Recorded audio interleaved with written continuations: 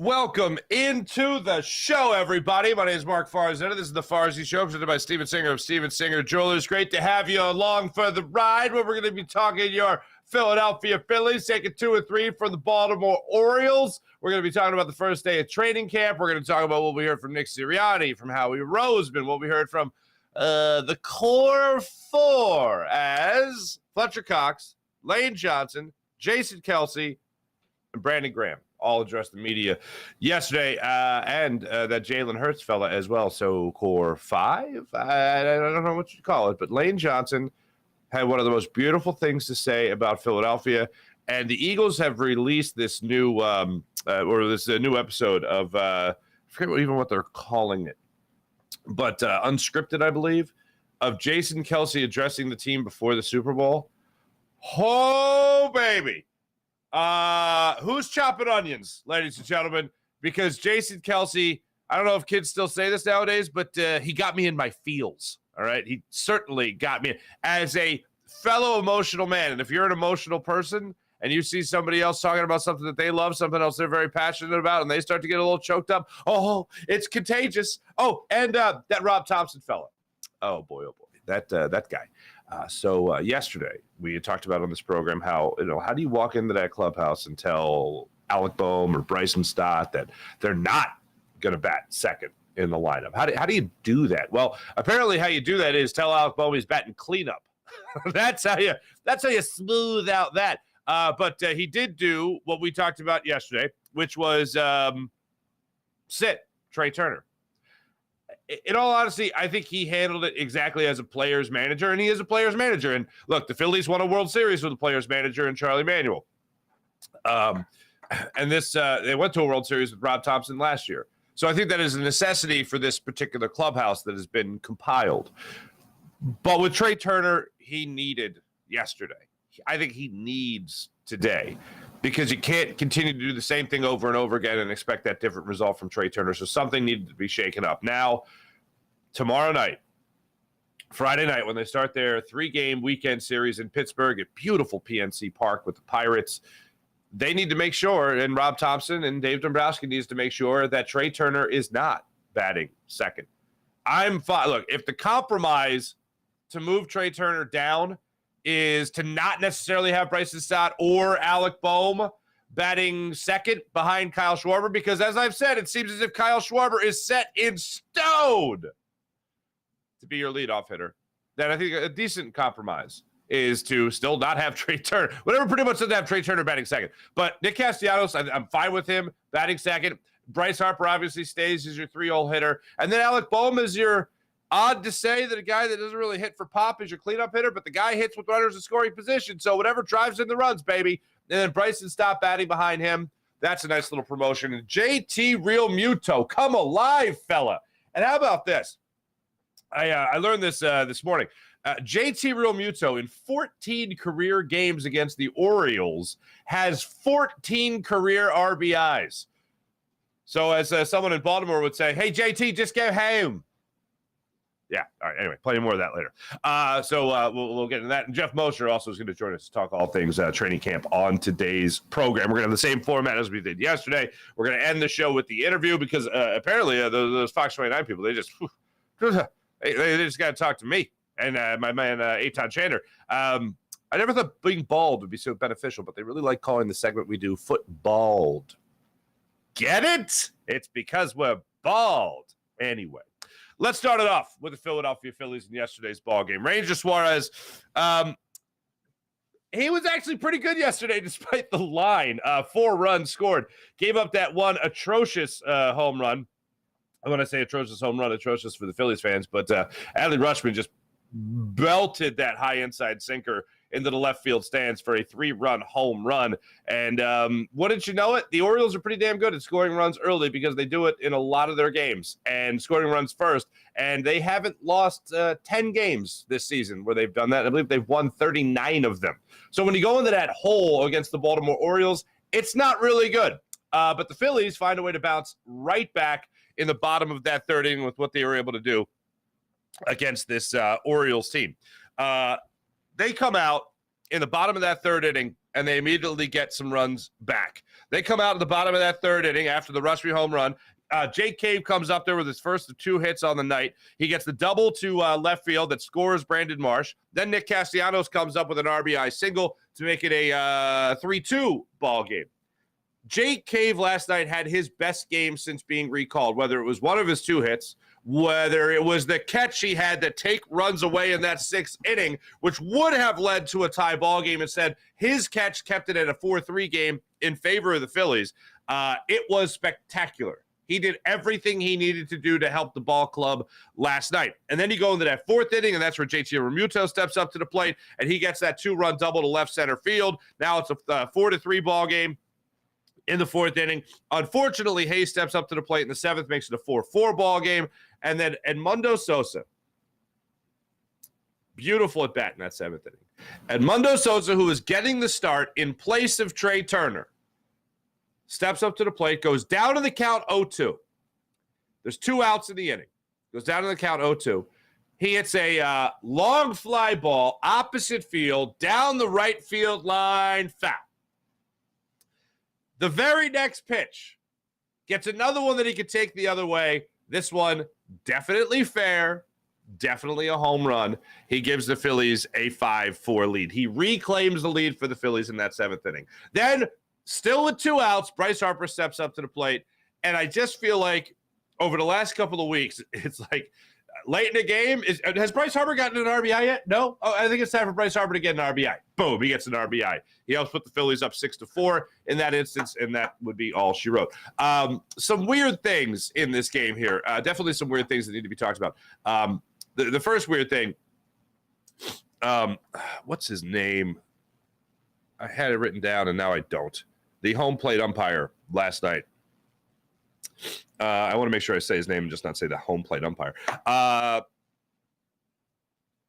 Dan Merzel is behind the plate.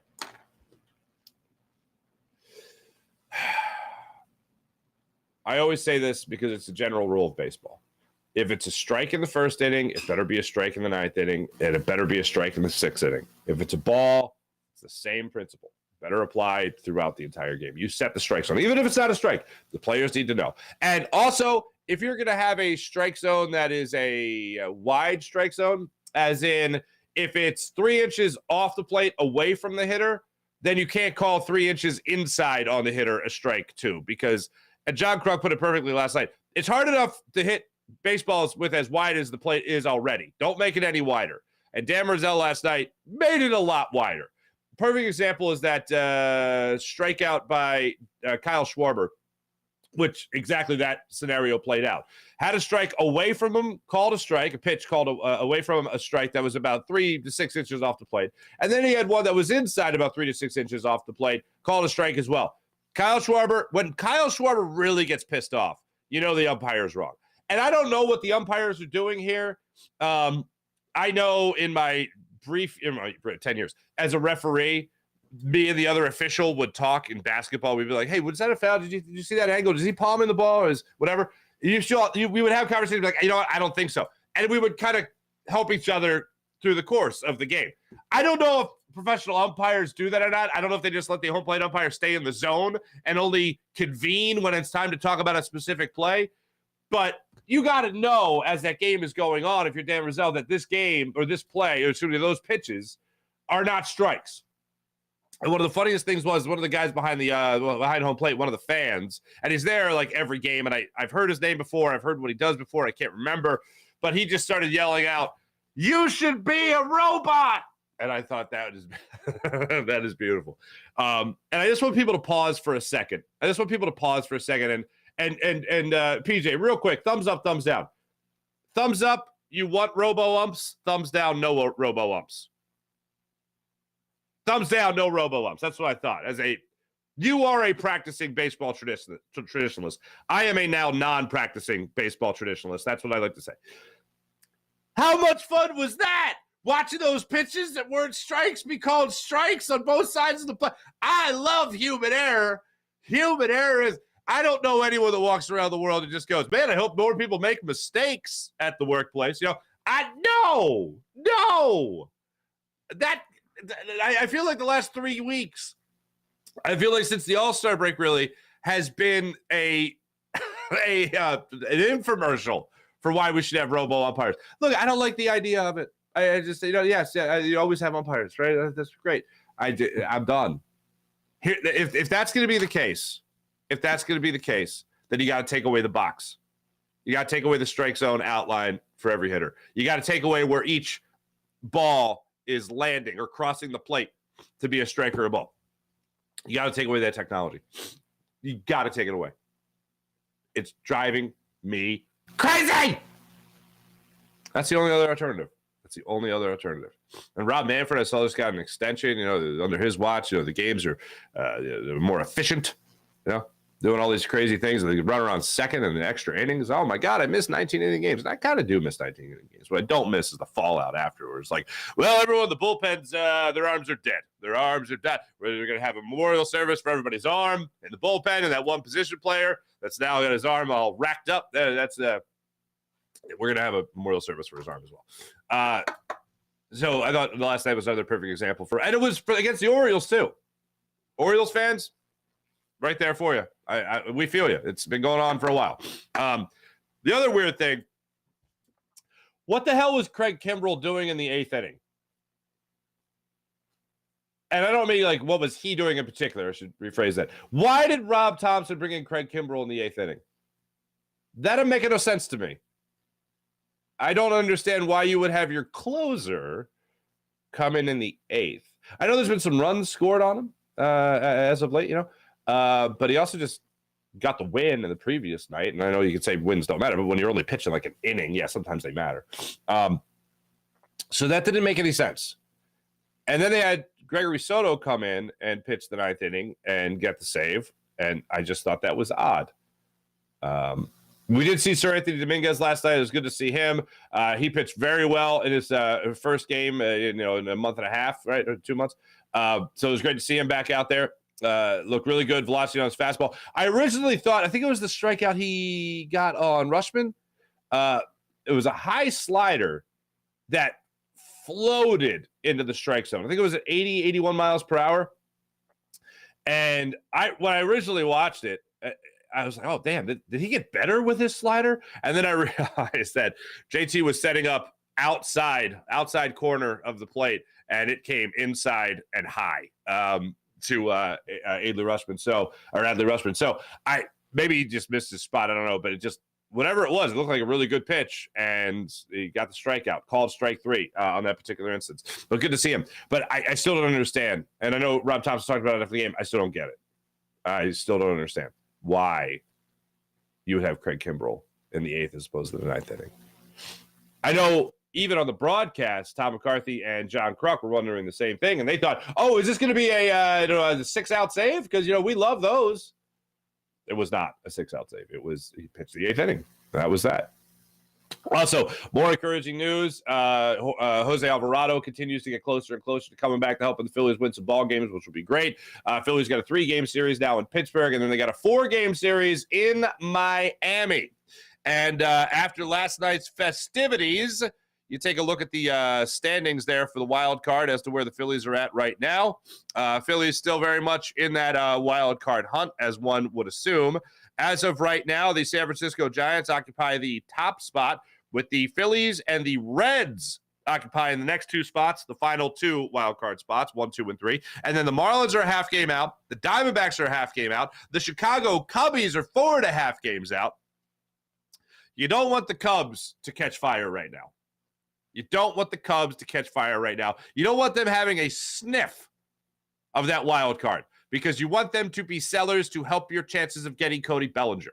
That would be phenomenal. I would love to see Mr. Bellinger here in the Phillies lineup. And I know left-handed bat, whatever. That's fine. If that's what you can get at the All-Star, or if that's what you get at the deadline, you get it at the deadline. Simple as that. And then the Padres are 6.5 games out of contention, so they can forget about it. Mets, 7.5 games. That's where they're at right now. So we have that to bask in and enjoy. Phillies off today. Trey Turner off today. They'll be back at things tomorrow in Pittsburgh to start that 3-game series with the Pirates. Ladies and gentlemen, yesterday was the first day of training camp. Howie Roseman addressed the media. I didn't expect Howie Roseman and Nick Sirianni to address the media, yet they did. Coming up in a minute, we're going to talk to our friend over at Inside the Birds, Geoff Mosher. He'll join us. He'll talk all things Eagles and Cam Jurgens getting the start at right guard. He'll talk about what's going on there with the running back room and how they're going to be rotating in and with the number ones. Everyone's going to get their shot at rotating in with the number ones. All that's well and good. All that's lovely. I don't know what they're going to do with the right guard spot other than Cam Jurgens getting the start with the ones today, or yesterday, I should say. Tomorrow, we'll see who's back out there with the ones, but Nick Sirianni did say that, that's what they're going to do right now. They're going to try to figure it out as the process goes on. So we'll all wait with bated breath to see what happens with that right guard spot. One of the things that I saw was pretty constant yesterday, and this is a guy I've been very high on since the Eagles brought him in, Nolan Smith. I think of the two, I think Nolan Smith is going to catch more attention and turn more heads than Jalen Carter. Now, we might say that's easy. You're talking about a guy that's strictly going to be going after the quarterback, a guy that's going to try to get some flashy numbers in the early goings, and the guy that could show off his speed. It's a little bit more difficult. If a defensive tackle can turn heads, that means he is throwing bodies around. That means like Jordan Davis last year in the preseason, who was throwing some bodies around. That means that Jalen Carter's going to have to do the same type of thing to show off his strength, his man strength against men, not college kids, men. So I look forward to seeing that from Jalen Carter, but I think personality-wise, the Eagles, and I've said this for a while, have another Brandon Graham on their hands. And I don't think they're going to have to wait 3 years for Brandon Graham to really find his way in the NFL level like they're going to have to wait for Nolan Smith. And I am very excited for it. And one of the common themes throughout social media yesterday, of all the things you could take away from a shorts and shells practice, and I guess end Guardians now with those things on their head, the only thing we could really take away from it was that Nolan Smith looks super fast. Next to NFL talent, not at a combine, not at a pro day, not at a what do you call it, even in a college game. But at the NFL level, just running around at practice in shorts and shells, mind you, he looks super fast. Hassan Reddick and Nolan Smith on the field at the same time. I know we talk about it's impossible to get 70 sacks again. Let's just live in a world for a second where both your first-round picks are making a huge impact in their rookie seasons. Let's talk about Jalen Carter. Let's talk about Fletcher Cox. Let's talk about those guys. Let's talk about even Milton Williams, right? More of a, weird to say this about Milton Williams, more of a veteran-type player at this point. What? 70 sacks? About 75 sacks. About 80 sacks. Let's get nuts. You want to get nuts? Let's get nuts. Because if Sean Desai is going to be even a little bit more aggressive, and I'm not saying necessarily with blitzing in particular, but if he can be a little bit more aggressive, just by, different schemes, running stunts, whatever it might be, if he can do that and just have different ways with getting after the quarterback, then 70 sacks might be the new benchmark for this team. Now, that's the most optimistic way to look at it. But to be real, there's going to be some kind of learning curve. And even if these guys do, bust out of, their rookie seasons with great flair and great numbers, right, and great success, then guess what? At the NFL level, the guys are going to adjust. And then Jalen Carter and Nolan Smith are going to have to adjust back to that to try to raise their game. But it does get you excited. Even though it's shorts and shells, even though it's the first day of training camp, even though they're not even officially playing yet and they're not hitting, obviously, and they're going to have a more relaxed camp than ever, and last year was a more relaxed camp than ever. Even all that being said, you look at this squad and what they could do, it is exciting. If first-round picks are supposed to come in and have immediate impacts, well, you got two of them, and you got two of them from a school that cranks out talent on the defensive end of the football. And that's not to mention Jordan Davis and what he could be bringing to the table in his second year on the defensive line. I don't think the Eagles are going to miss Javon Hargrave. And I think the Eagles are adding to that edge rusher core with Nolan Smith and Hassan Reddick on the other side. And then that's not even to mention Josh Sweat or Brandon Graham. Oh, baby. The Eagles, I think, with their starting three corners, including their nickel corner in Vontae Maddox, and then with this defensive line, they can do some damage, and they won't even have to be that fancy about it. I mean, if you're Sean Desai, you have these weapons at your disposal. Coaches say it all the time, and they say it all the time for a reason. It's true. Do not mess this up. Put these players in a good position to make plays, and they will make plays. Still huge question marks about, the interior, the linebackers there. I love Nakobe Dean. I'm rooting for Nakobe Dean. I just got to see Nakobe Dean play that position, and I think he will have success. But I'm basing that on a year off he had last year, essentially. It's from the linebacker position. Safety position we've talked about all throughout this entire program. It's a problem in terms of it's a battle. That's what I should say. It's a battle. It's not necessarily a problem yet, but it's a battle. And how about Derek Gunn yesterday when he was talking to us? He was talking about how Reed Blankenship's job might not be safe. Terrell Edmonds going to be a starting safety. Eagles might work Sidney Brown in on the other side. Your starting safeties could be Terrell Edmonds and Sidney Brown, not Reed Blankenship locked in stone and Sidney Brown or Terrell Edmonds. That's an interesting take. It's the first time I've heard that this offseason. Very interesting and not a far cry. Some people might say hot take. Not a hot take. Not a hot take even a little bit. And then I want to get into what was said yesterday by these guys because it is beautiful what was said yesterday. A couple of different things. Let's start with Jalen Hurts. Jalen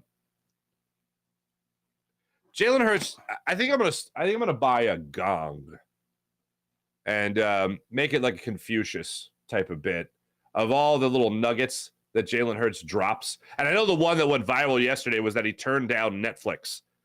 I thought that was odd because he said he turned down Netflix last year and said it wasn't appropriate. And then he turned him down again this year. I would think this year's appropriate. Now, maybe he just doesn't want that attention, but I just thought it was interesting the way he said it. So, yeah, he turned down Netflix for their quarterback series. I said I was going to watch it. I haven't watched it yet. I am going to watch it. I'm excited. I am excited to watch. It's just a matter of finding the time to be able to sit down and just watch. But I'm interested in the show, and I want to see what Jalen Hurts turned down. So we'll talk about that later. But I know that's one of the things that went viral yesterday, and apparently people are raving about this series. But something else that Jalen Hurts got into yesterday was anything in the past doesn't matter. Okay, raising the standard is what matters. Last year, apparently, the standard this year it should be, at least making about back to a Super Bowl. So raising the standard would be winning the Super Bowl. He said he also had a good reset of last year. He said his priorities, and he said if you fail, and where's my gong? The book of Jalen, the book of Hurts. If you fail, you want to fail forward. I don't know if you could call last year a failure if you go by Giannis's definition, Giannis Antetokounmpo's definition. But if you fail forward. Failing in the Super Bowl means you're still in the Super Bowl. In the words of the great John Lennon, that wasn't John Lennon. I'm sorry. I fought the English accent. I couldn't help it.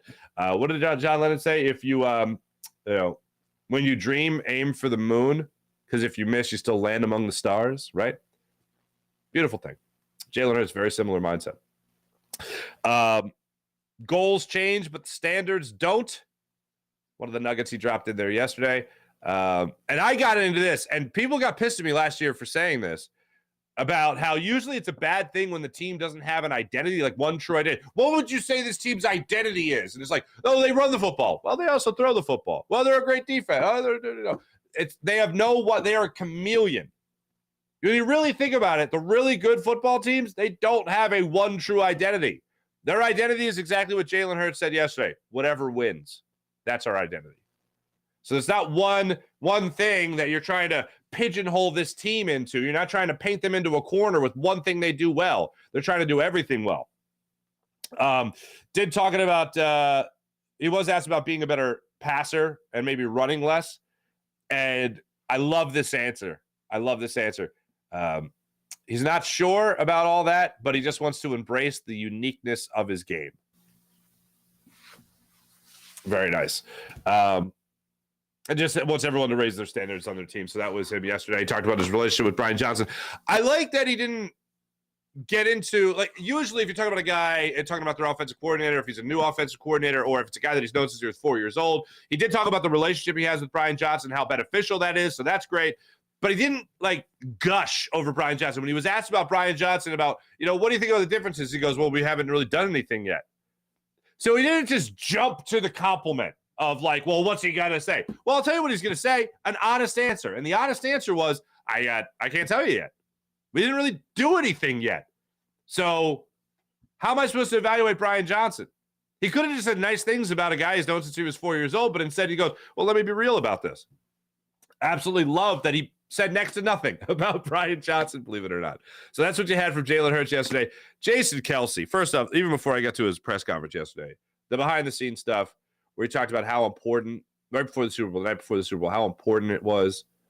He's like, think about how many players played in the league this year. Think about how many guys worked their ass off just to get to the league. Think about how important a night like this is the night before the biggest night of our lives.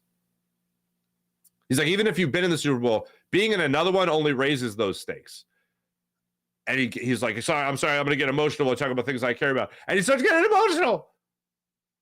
Oh, man. I got teary-eyed. Man. I didn't cry, but I got teary-eyed. But if I did, so what? Anyway, listen to him talk about how much he loves this game, man. There's no question as to why there's no question as to why Jason Kelce would come back and play football again. The man absolutely loves it. To be great, you got to love it. It's got to be what you eat, sleep, and breathe and all that. And him being able to find a balance and seeing his lovely wife, Kylie, write about it as well on social media about how much he loves the game and how, he wants to go after the dream again. It's an incredible thing. The guy really loves this. And he loves being a Philadelphia Eagle, and he loves playing for this city. And you can go back to even a couple of years ago when he was talking about how this team is in the business, the NFL is in the business of hope. Players are in the business of hope and giving people hope. Well, he gave his teammates before that Super Bowl a lot of hope going into it and a lot of perspective as well. And then yesterday, when he was addressing the media, he talked about Jalen Carter immediately making an impact, how the guards were talking about him and Jordan Davis, about how they definitely see the difference between Jordan Davis from last year to this year. So that's a great thing. Jalen Carter, he didn't have to block one-on-one, but other guys had to. He said he doesn't really buy too much into first impressions. Talked about how Brian Johnson is right along the lines of other coordinators that he's had that are just great communicators. And he said that's the most important thing, being able to communicate with your offensive line, your quarterback, your running back, your wide receivers, your tight ends, everybody. Got to be a great communicator with everybody there. And let's face it, Jason Kelce is now a celebrity.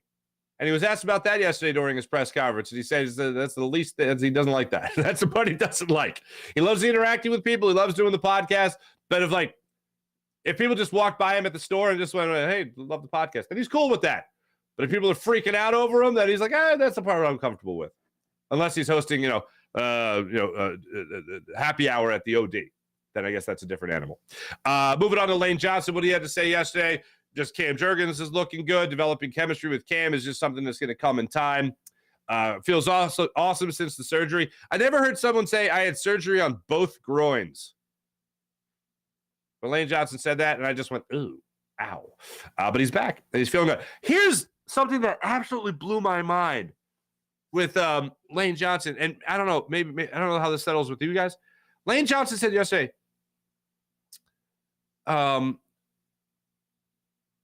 as he continued to fight through the injury and continue to play, he said it got easier. I don't know if that should blow my mind as much. Oh, yeah, you sure you learn your better pain tolerance? I guess, man.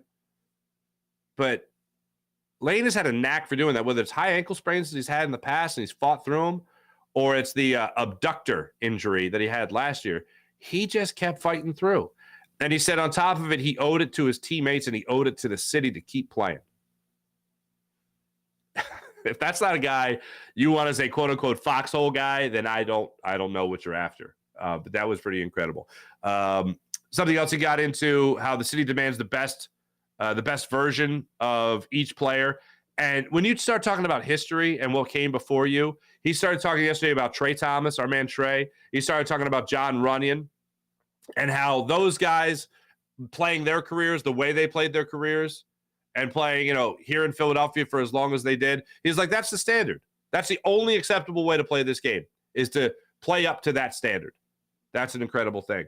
So there's something very different about the city of Philadelphia, about how you walk around here and you feel this city when you walk through it and how much people care about what you're doing. And he just talked about how everyone is going to be giving them their best shot this year. I referenced this before when it came to one of my favorite Hard Knocks moments was Rex Ryan doing the Hard Knocks with the Jets. And I want to say 09, maybe 08. And it was after I think they played in their first AFC championship game and they went to another. And he was addressing the team in his first team address of the season, of the training camp. And he said, last year we snuck up on a lot of guys. That doesn't mean anything. You know what it means now? It means everyone knows that we're good, and they're going to give us their best, because we were one of the best teams in the NFL last year. So everyone's going to be bringing their best. And that's exactly what Lane Johnson said yesterday. He goes, this isn't a time to sneak up on people. Everyone knows that we're a Super Bowl contending team. We're going to get everybody's best shot this year. You better be ready for it. And he did say that Nolan Smith reminds him a hell of a lot of Brandon Graham. Same type of energy, never had a bad day, all that stuff. Fletcher Cox also addressed the media yesterday. Just talked about the growth in Jordan Davis, how you definitely see that growth. You can feel his presence this year a lot more so than last year when he was just a rookie. Jalen Carter getting in, learning as a pro, acting like a pro, letting go of distractions is something important. Fletcher Cox says, as a former first-round pick myself, that's something I could definitely identify with when it comes to the expectations. You can only set the expectations for yourself, ignore everything else. Also in free agency, about how he made the right decision. And you know what? I just said it a second ago with Lane Johnson talking about Trey Thomas and talking about John Runyon and kind of the precedent that was set here in Philadelphia with offensive linemen. One of the things Fletcher Cox talked about was when he was drafted, they were 4-12. Cullen Jenkins, if you remember, was the defensive tackle that came over from Green Bay in free agency. And Cullen Jenkins kind of, treated him like his bear cub. It was like, hey, fella, this is how we do it in the pros, man. This is how we practice. This is how we learn. This is how we execute. This is how we do everything. And he said he's trying to do that right now for not only Jordan Davis, but, of course, Jalen Carter as well. So I come to the conclusion yesterday, after sort of meeting the 2023 Philadelphia Eagles, and that's what training camp is the first day, especially when you hear from guys, the leaders on the team in their first press conferences of the season. Or I should say maybe the new football year, I guess, with training camp starting. I love this team. Whether it's the leaders, whether it's the young guys that I have faith in, whether it's the quarterback, talking about raising the standards, failing forward. I love this team. Even listening to Nick Sirianni. Nick Sirianni said something that, some people might take out of context, but in case you hear it later today at some point, Nick Sirianni said, it might sound weird to a lot of people. Our goal is not to win the Super Bowl. Right now, our goal is to get better every day. That's what training camp is. And I thought, that's fair. That's fair. I mean, yeah, you'd never want to hear from your head coach's mouth. Our goal is not really win the Super Bowl right now. But again, there's the right now thing again. And Doug Peterson did that all the time, the right now thing. Right now, Sam Bradford's our starting quarterback. But listen to Nick Sirianni talk about it yesterday. He's exactly right. It's just continue to improve, continue to get better each and every day. And hopefully, before we know it, we're going to see the pads on these guys, at least just to get a better visual of what they'll look like with those pads on, and the speed of the game with those pads on, some joint practices, really seeing guys compete for positions with guys that are competing for positions on other teams where there's a little bit more of an edge to it. I look forward to that. That's where I'll start paying more attention to what Nolan Smith is doing, running around the corner or whatever it might be. That's when I'll start paying more attention to Jalen Carter on the interior. That's what I'll shift away from what guys are saying and depth chart to really start talking about skill. And as I said many times before with Jalen Carter, as I said many times before with Nolan Smith, I don't think we're going to have to wait very long for him to get his double-digit sack season, his first double-digit sack season. So I look forward to all that. Let me tell you about Steven Singer of Steven Singer Jewelers, the other corner of 8th and Walnut, right there on Jewelers Row. For over 40 years, Steven's been in the love business in Philadelphia, helping people get engaged and fall in love. So trust the man with the perfect price each and every day online at IHateStevenSinger.com. That's IHateStevenSinger.com. How about the amazing people at Manscaped? Manscaped.com, the leader in below-the-waist grooming. Join 4 million men worldwide who trust Manscaped with their confidence and comfort with their skin-safe technology. So check out Manscaped at Manscaped.com. Ladies and gentlemen, how about the amazing people at Freestone Farm CBD? Freestone Farm CBD, love the tropical tasting Bayox, clocks in at a chart topping 24.1%, and Super CBD, which is half Hindu, Kush, and 21%. So next to these guys are off the charts. Let's try Freestone Farm CBD, FreestoneFarmCBD.com. How about PHL Sports Station, Philadelphia Sports Station, enhancing Philadelphia Sports Station across all social media and blogs. How about PHLSportsStation.com. Let's get to the chat check, and then we're going to get to Mosh. Sean Gillespie, good morning. April, good morning. Farzy, emotional. Amazing. I am emotional. I'm an emotional man. I come from a passionate people. Okay. Sean Kilray, what's going on? I'm running through a wall for them when Kelsey and even Dawkins pep talks speeches, you know? Absolutely. Ooh, Sean Kilray answered the quiz. Oh, yeah, I did look into it, by the way. I was wrong. Yesterday quiz, you know, Carson Caveman with a hell of a catch. Carson Caveman? That's funny. Sean Gillespie, you need consistency in strikes. Bring on the robots and the rise of our machine overlords. April, I read somewhere that there have been over 1,300 wrong calls at the plate so far this season. That is nuts. That is nuts. Fuji, good morning, Fuji. Training camp here, 5 days MLB deadline. Lucas Giolito to the Halos. Oh, did that go down last night? So there was one trade last night involving Noah Syndergaard. Sean Gillespie, smart move, Jalen. Plenty of time for Netflix specials after your career. Sean Gillespie, that's interesting to say that. One of the things that did jump out to me, I don't think I marked it down. Oh, yeah. At the end of the press conference, Jalen Hurts said there'll be plenty of time for conversation like that. At the right time, there'll be plenty of time for conversations like that. At the right time. Jake in the outfield, Caveman. Eagles don't need an identity. Mihai, I don't disagree. April, Kelsey is amazing. Such a great example of a player. Oh, John Jay. Wow. Sean Kilrain, good hustle on you is the answer to that question. Jake J? Why does John J sound right to me? Jake J. Okay, I'll go with you on that. Thanks everybody in the chat. You guys are great as per usual. As of right now, our good friend Geoff Mosher joins us on the Rothman Orthopedics guest line. I'll be back with you guys tomorrow morning to talk all things Eagles, talk all things, well, really the entire Philadelphia sports scene as per usual. Have a great rest of your day, everybody. Here's our good friend Geoff Mosher of Inside the Birds.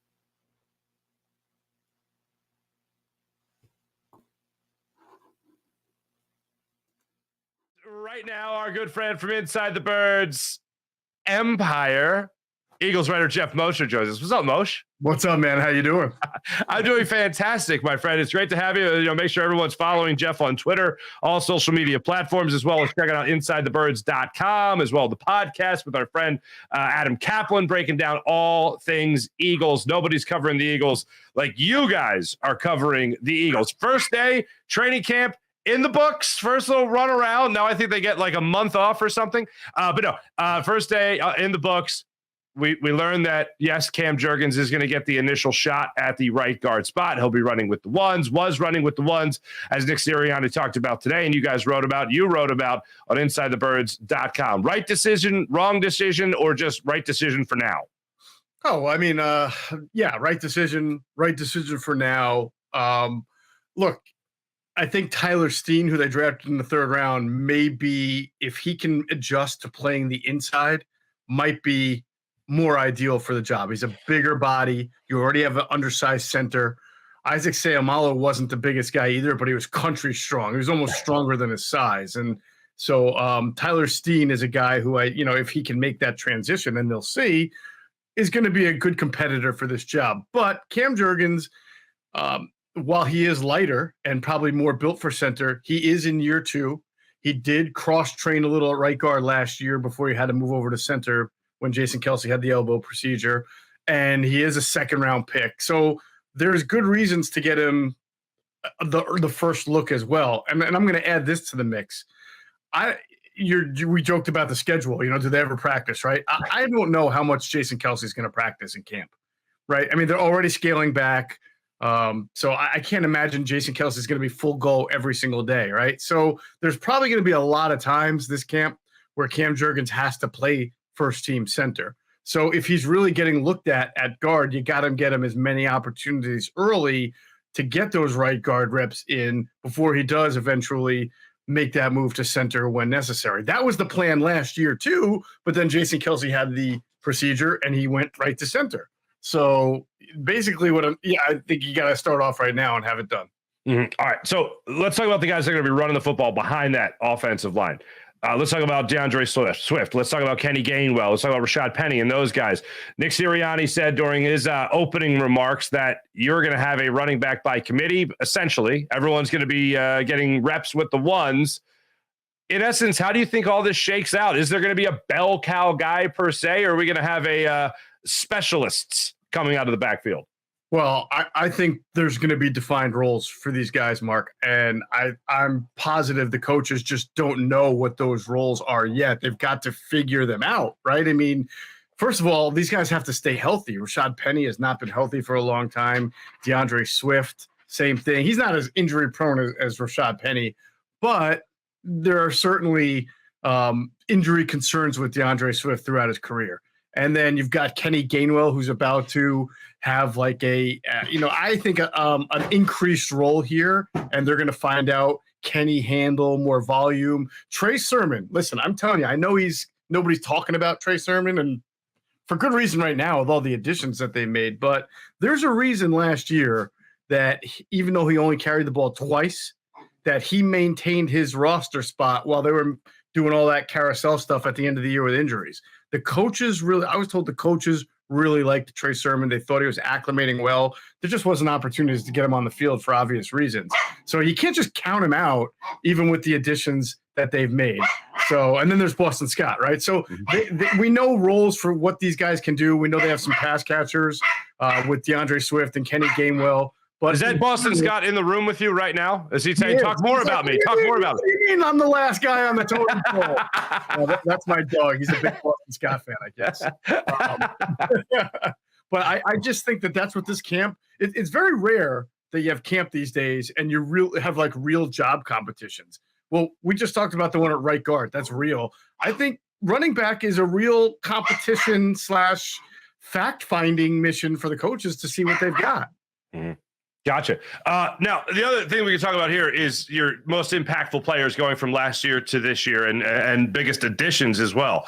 I know he's a rookie, and I know they're rookies, but you're talking about a guy in Nolan Smith coming off the edge. You're talking about a guy like Jalen Carter in the middle. What are realistic expectations for this brand of Georgia, Bulldog NFL kids coming into the league here? Yeah. I think Jalen Carter, as long as he comes as advertised, will wind up being in that starting interior and a 5-man front. You'll have theoretically, and the Eagles hope, Jordan Davis in the middle, flanked by Fletcher Cox on one side and Jalen Carter on the other. Obviously, it was Milton Williams on day one because he's been here longer. You're going to get some opportunities to see him. Jalen Carter, they always make rookies kind of earn their stripes. Same thing with Nolan Smith. But whereas Nolan Smith, I think, they're going to have to figure out how and when to use him the best way, not just based on his performance, but also like it's hard to have Nolan Smith and Hassan Reddick on the field at the same time because you're pretty light around the edges. I mean, that's certainly not a first or second down type package that you're looking at.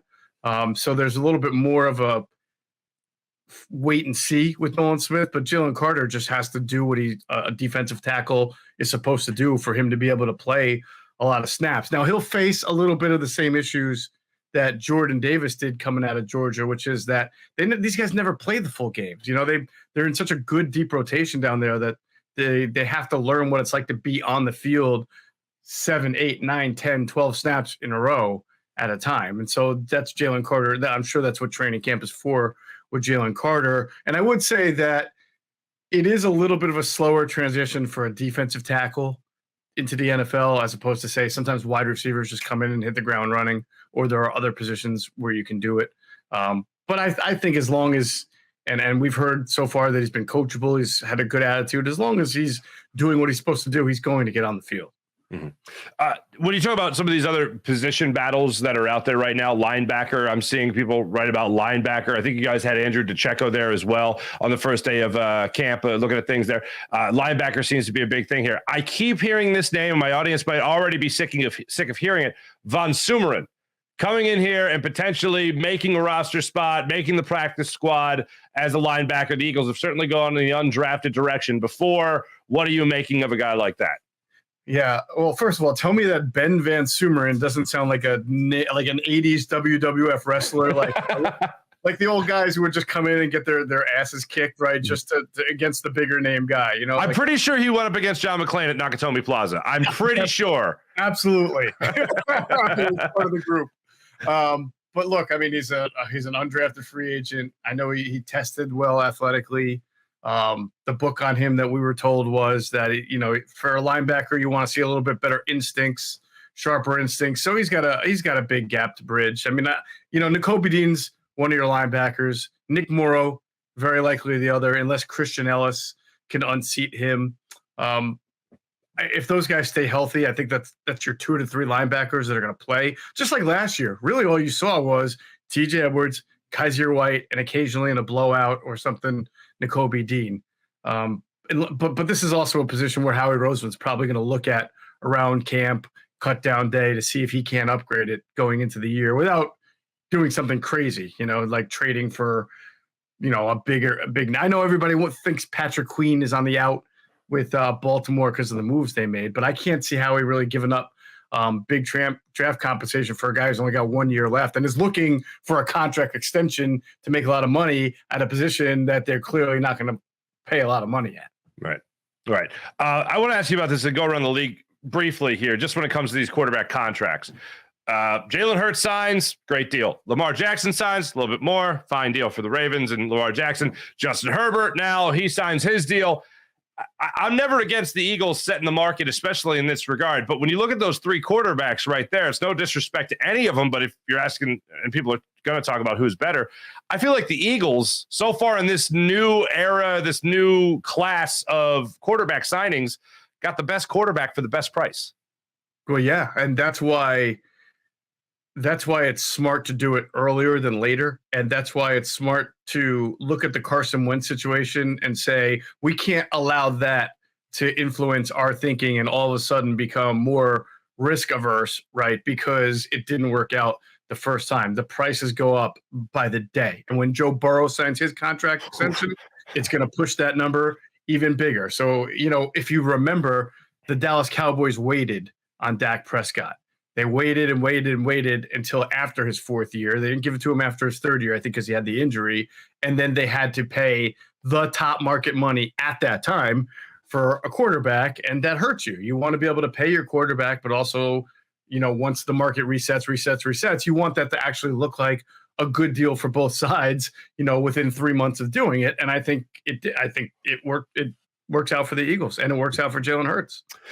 What is the future of the running back position in the NFL? I know everyone's kicking this around. They're talking about money. They're talking about finances. They're talking about Saquon Barkley. They're talking about Saquon Barkley, Geoff, as if he crossed a picket line to go sign his deal with the Giants and show up on time for camp. What is the future here when it comes to the running back position? Money-wise, anything, just the future position?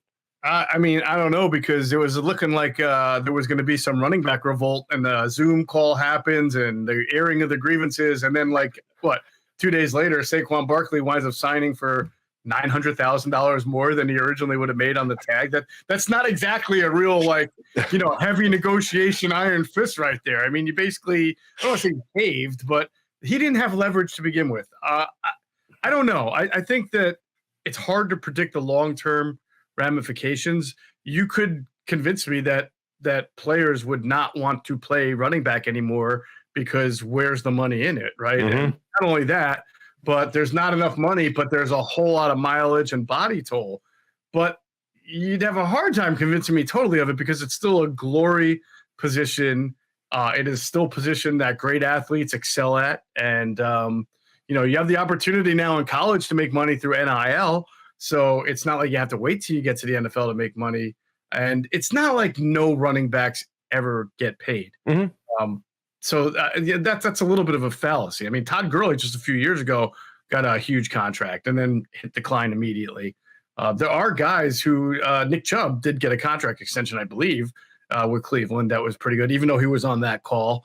And there was, Christian McCaffrey got paid. So it's not like every single running back doesn't get paid, but it is definitely an issue, and it is definitely intentional, me thinking, that a team that, like the Atlanta Falcons this year drafting Bijan Robinson, or the Giants when they drafted Saquon, that they know that until they get their quarterback and passing game developed, they are going to ride the crap out of their running back for 3 to 4 years on a rookie deal, and then figure out a way to not have to pay that guy, because along those years, they're going to wind up drafting that quarterback, that offensive tackle, that defensive, just like what the Giants have done, right? And they're going to start to gear everything more toward the passing game to the point where they're not going to pay the running back. So there is an element of unfairness for running backs compared to other spots where they are used and abused and then not valued. You could say that about quarterback like Jalen Hurts, who had to play on a rookie deal and be an MVP caliber player, but at least he knows he's going to get paid like he did. The running backs, they don't always know that, and that is probably very unique to their position compared to the other positions in the NFL. I know I see a lot of people, with the comparison. I don't know if it was NFL Today or whatever it was, or NFL Live rather. I'm still coming off basketball season, NBA today. NFL Live, they put out the stat with, Miles Sanders getting $7.2 million with the Panthers, and the entire stable of Eagles running backs is now about $7.2 million for the upcoming season. It's ridiculous. Boston Scott is the highest paid Eagles running back. Think about that. I know it sounds crazy, but I feel like there's going to be a subdivision of the players union. It's just called running backs. And it's just going to be like, all right, well, we're here too, but hopefully we get paid at some point. Yeah. All right. Why, Geoff Mosher, why should I be confident in Sean Desai as the Eagles defensive coordinator? Why should you be? Well, I feel like you know how we do it inside. I feel like I could give you 5 reasons why you shouldn't. Yeah, right. Yeah, why you should not. So it's like being a comedian. You can argue any side of an argument. It's whichever funnier. Yeah. There you go. So 5, a couple reasons you should be is because he's done it before, right? So he's been a play caller, as opposed to them trying to fill that position with someone who had not done the job. I think that's a good thing. I will give you another good reason you should be. Most coaches are products of their environment, of who influenced them. When Andy Reid came here, he was bringing basically what he learned from Mike Holmgren and what Mike Holmgren learned from Bill Walsh, and Andy Reid also learning from Bill Walsh. So look at Sean Desai, who he's worked with. I mean, he's worked with Vic Fangio, John Fox, Mel Tucker, Chuck Pagano. So he's been surrounded. Oh, and then in Seattle, he's with Pete Carroll, right? So he's been kind of surrounded and groomed by a lot of really good defensive minds and people who believe in different defensive concepts, but at the end of the day have always put out good defenses. So those are 2 good reasons I think that you would. And the third I would say is that he's not coming in here and completely changing the front or the scheme the way Jonathan Gannon was from Jim Schwartz, right? You went from a 4-3 wide 9 to a Fangio concept with Jonathan Gannon, and all of a sudden we're talking about certain types of players with the Eagles that we'd never talked about before, like a nose tackle like Jordan Davis, right? Or a man match system that they've never played on the back end. Sean Desai was heavily influenced by Vic Fangio in Chicago, and he's going to run some variation of that Fangio concept that a lot of the players who were here last year, Bradbury, Maddox, Slay, some of the linebackers, or N'Kobe Dean, they're familiar with that. So while there are 5 to 6 new starters on defense, and that would gravitate toward why you shouldn't be confident, at least that there's some familiarity in place there. Last thing for you, Geoff Mosher. When it comes to Jalen Hurts, it's really hard to top what he did last year, other than, of course, win the Super Bowl or maybe win the MVP. But if he's really being, honest with himself, if he's really trying to nitpick at himself and understand what he could do better specifically, is there anything that stuck out to you from last year to this year? You say, okay, this one particular thing, if I'm Jalen Hurts, this is what I worked on for all offseason. Like last year, we talked about reading a defense. We talked about the deep ball, and it looks like he certainly improved upon that.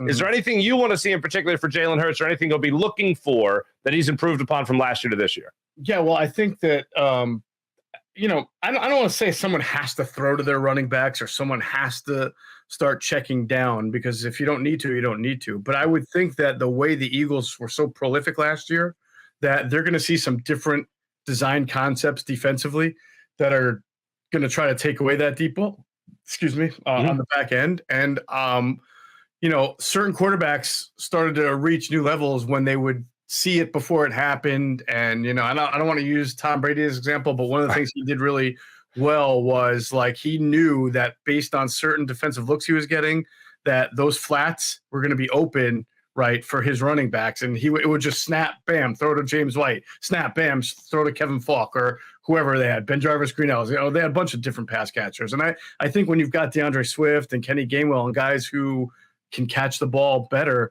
then there will be opportunities to move the chains underneath where you can hit those guys early in the route and then give them a chance to make yards after. You've seen some of the better quarterbacks develop that way. And I would say that's something that we didn't have to see a whole lot from last year's offense, is that check down, or that intentional, what I call it, intentional check down, because the running back's going to be open down there. I'm just going to make that the hot route. Forget about it checking down. You're number one. Go for it.